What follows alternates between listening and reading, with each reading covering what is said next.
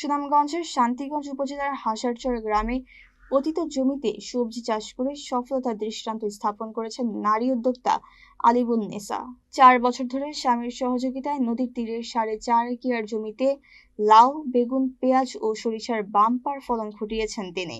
কৃষি অফিসের পরামর্শে এই বছর তিনি 18,000 টাকার পেঁয়াজ বিক্রি করেছেন এবং আবহাওয়া অনুকূলে থাকলে বছর শেষে 1.5 লাখ টাকা লাভের আশা করছেন।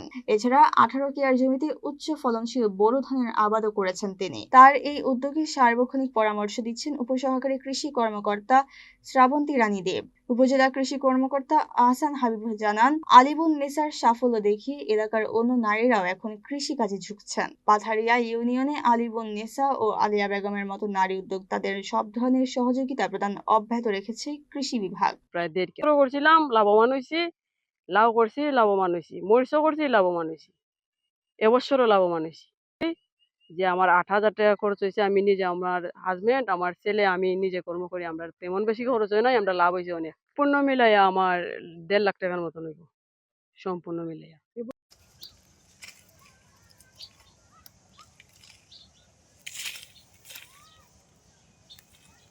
উপযুক্ত যে মাটি, বেলে দোআঁশ মাটি, সেই উপযুক্ত জায়গায় আমাদের শান্তিগঞ্জে প্রায় 2 হেক্টর বেশি চীনাবাদাম চাষের আওতায় এসেছে।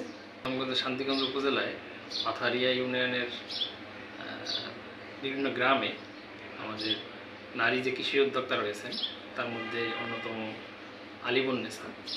উনি আমাদের উপসহকারী কৃষি কর্মকর্তা এবং উপজেলা কৃষি অফিসের সহায়তায় গম, বাদাম, শাকসবজি, চীনাবাদাম থেকে শুরু করে বিভিন্ন ফসল চাষাবাদ করছেন।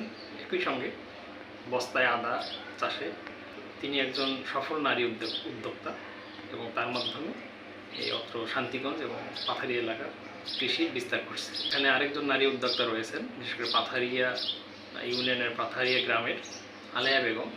উনি মরিচ, পেঁয়াজ, শসা থেকে শুরু করে বস্তায় আদা চাষে সম্পৃক্ত রয়েছে এবং তার মাধ্যমে কৃষকরা নতুন নতুন প্রযুক্তি শিখছে এবং এই যিনি নারী উদ্যোক্তা রয়েছেন তিনি লাভবান হচ্ছেন।